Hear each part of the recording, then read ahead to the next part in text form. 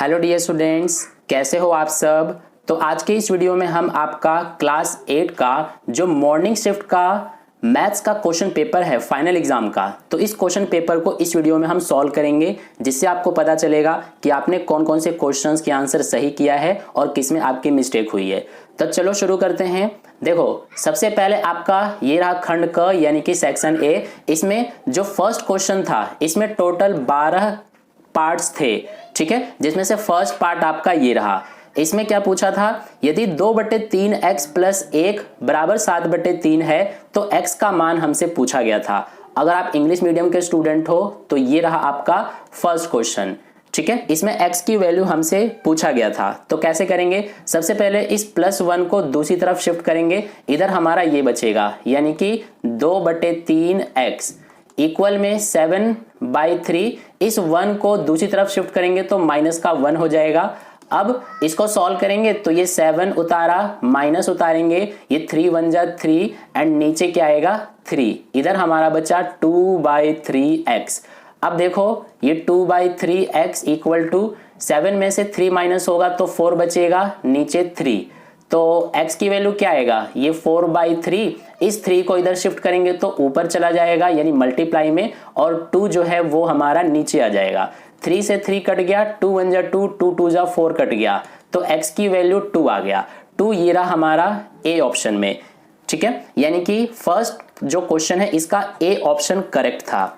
इसके बाद देखो second question, length of the side of a square whose area is 441 square centimetre is. तो हमसे लेंथ पूछा था स्क्वायर का, जिसका एरिया हमें ये दिया गया है, ठीक है।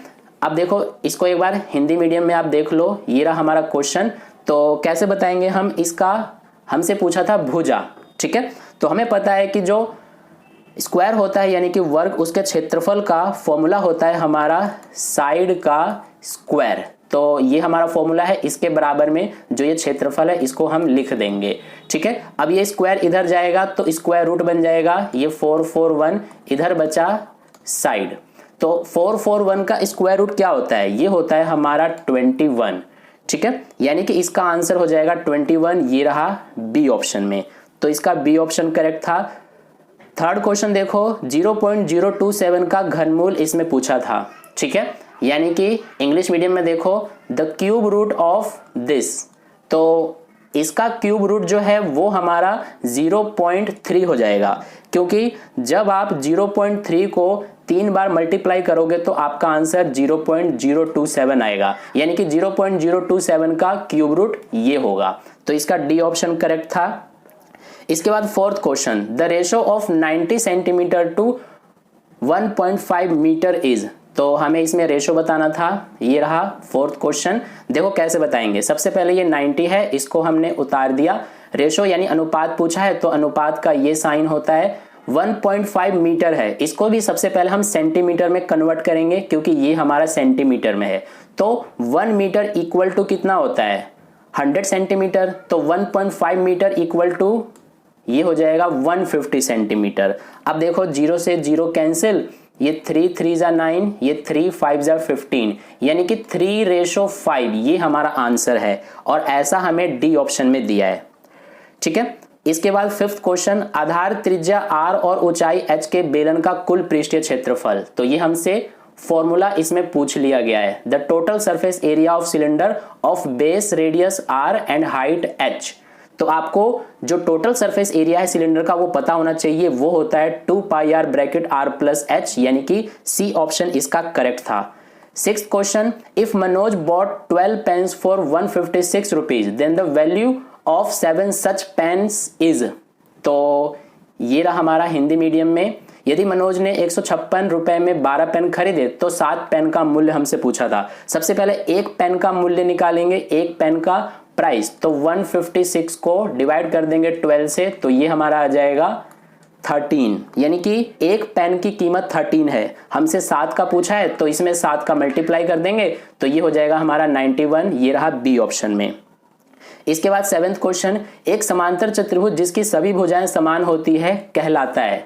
तो ये रहा हमारा इंग्लिश मीडियम में a parallelogram whose all sides are equal is called, क्या बोलते हैं, एक पैरेललोग्राम जिसके सारे साइड्स इक्वल होता है उसको हम बोलते हैं रोम्बस। ठीक है, क्योंकि रोम्बस के सारे साइड्स इक्वल होता है और रोम्बस भी एक तरह का पैरेललोग्राम ही है, तो इसीलिए 7th का सी ऑप्शन करेक्ट था।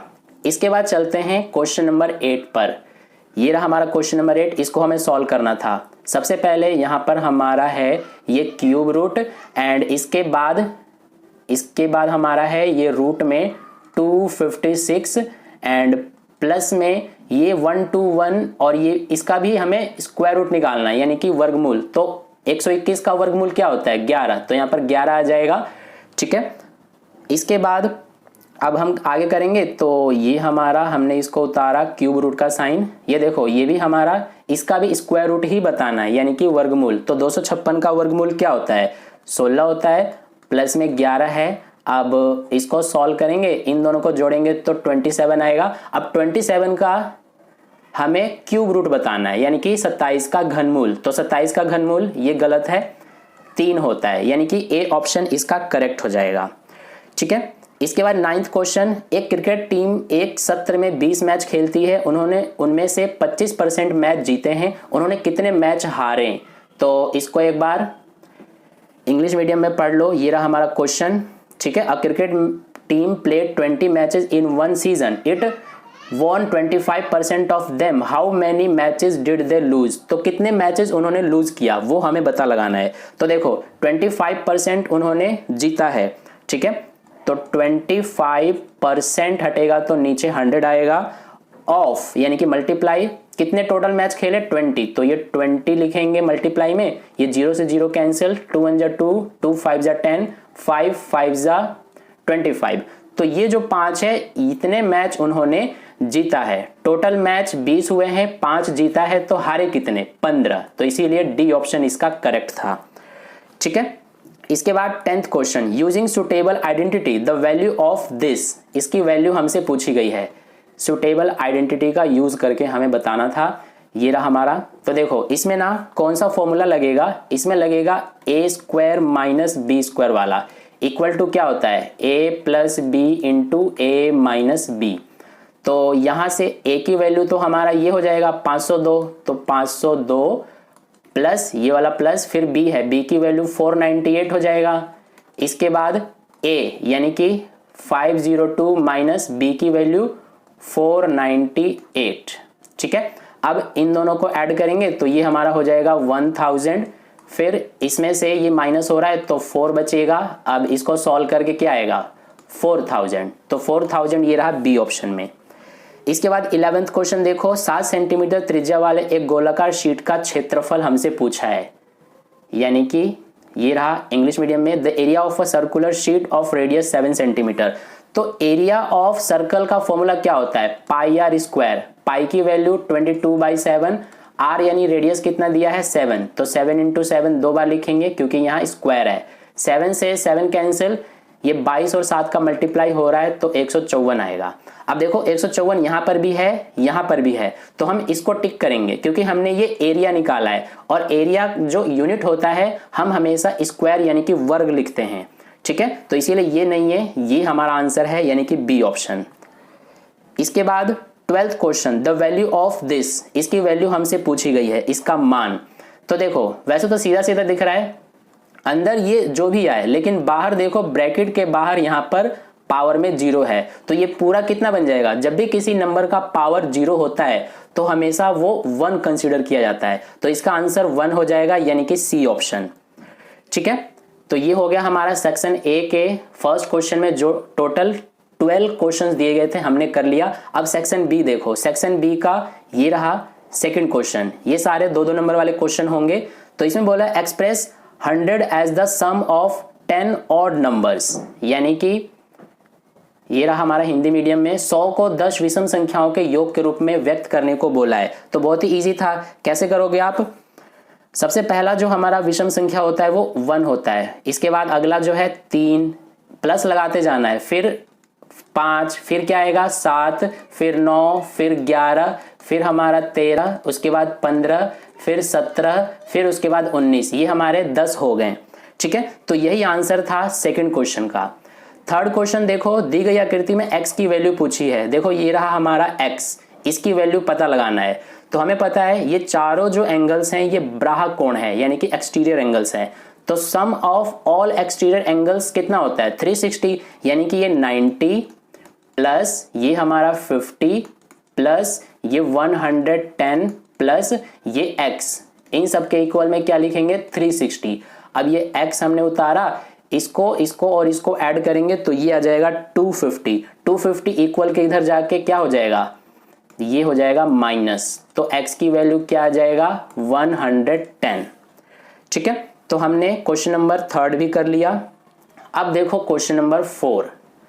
क्वेश्चन नंबर 4 हमारा ये रहा, दिए गए पाइथागोरस त्रिक में x की वैल्यू पूछी है। ये रहा हमारा x, इसकी वैल्यू पता लगाना है हमें। ये हमारा एक पाइथागोरस त्रिक है, यानी कि इंग्लिश मीडियम में देखो पाइथागोरियन ट्रिपलेट है, x की वैल्यू पता लगाना है।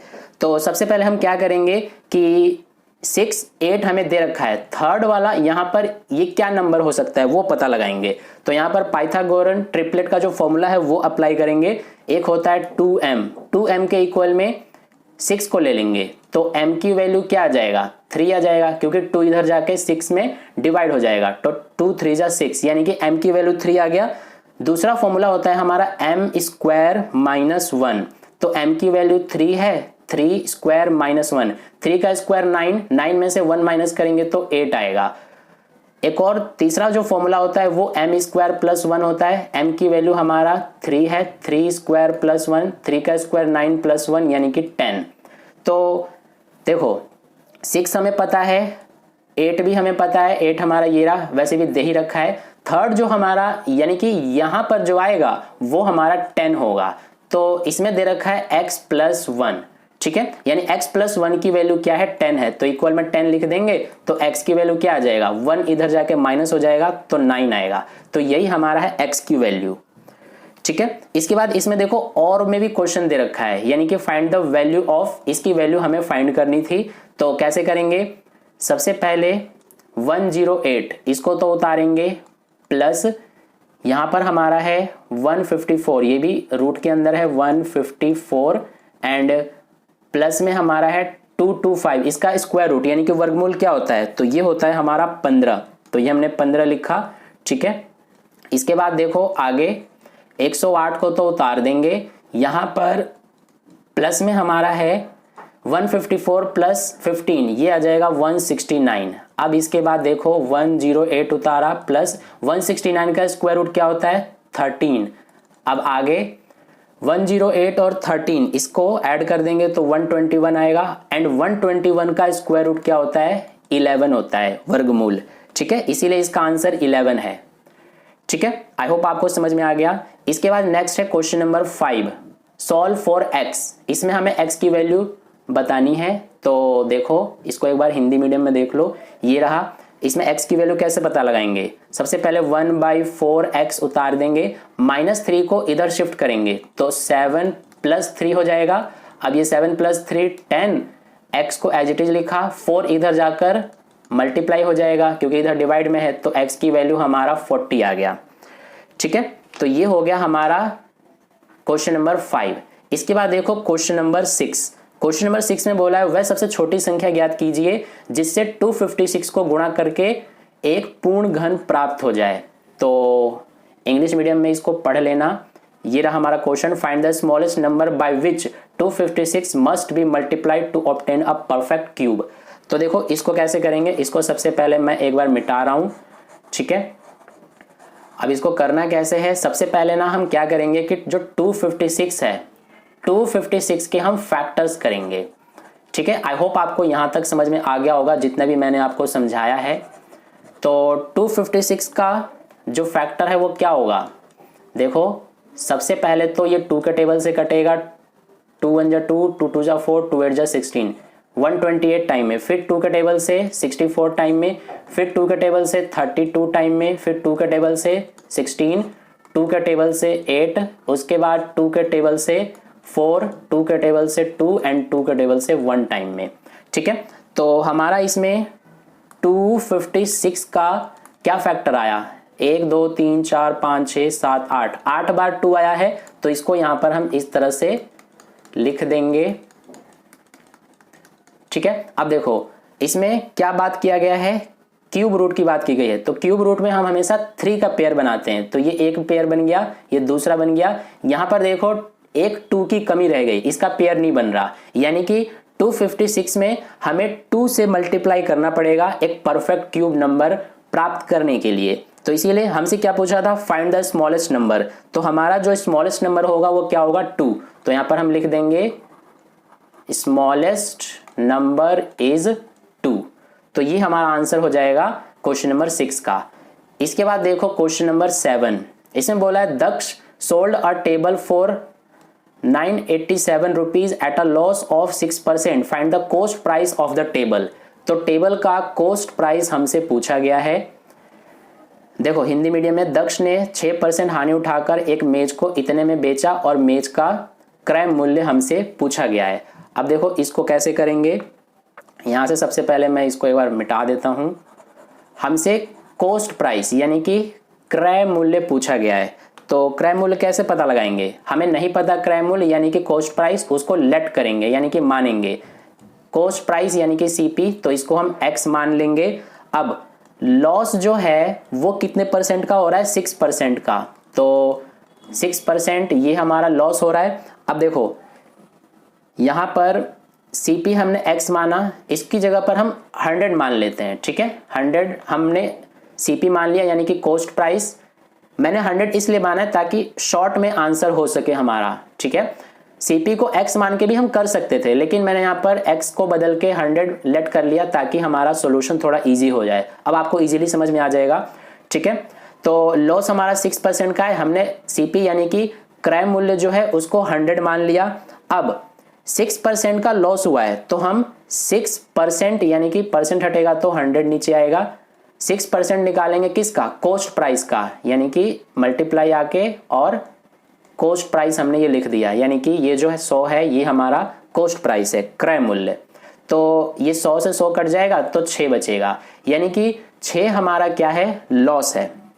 ठीक है, अब देखो सेलिंग प्राइस यानी कि एसपी, ये हमारा कैसे आएगा, अगर हम कॉस्ट प्राइस में से यानी कि 100 में से माइनस कर देंगे लॉस को। ठीक है, क्योंकि सेलिंग प्राइस जो है वो हमारा यहां पर 987 है और हानि हुई है यानी कि लॉस हुआ है, तो सेलिंग प्राइस कैसे निकलता है, कॉस्ट प्राइस में से लॉस को माइनस करके सेलिंग प्राइस निकलता है। तो इसीलिए यहां पर हमने वही किया है, सेलिंग प्राइस यानी कि सॉरी कॉस्ट प्राइस में से हमने लॉस को माइनस कर दिया, तो ये बचेगा 94। ठीक है, 94 हमारा क्या है, ये सेलिंग प्राइस है।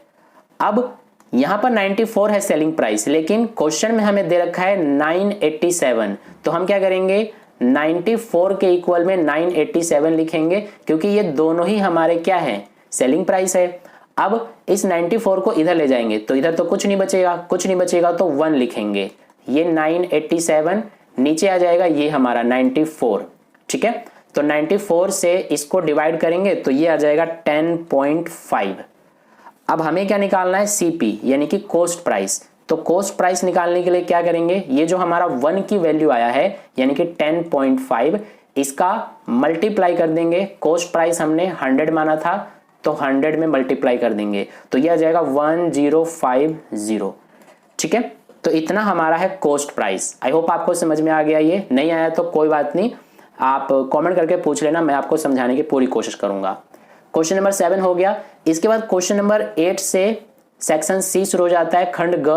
तो यहां से मैं आपको नेक्स्ट वीडियो में समझा दूंगा। अगर आपको नेक्स्ट वीडियो चाहिए तो कमेंट करके जरूर बताना, मैं आपके लिए नेक्स्ट वीडियो बना दूंगा। अगर आप कमेंट करोगे तभी मैं नेक्स्ट वीडियो अपलोड करूंगा, नहीं तो मुझे लगेगा कि आपको जरूरत नहीं है।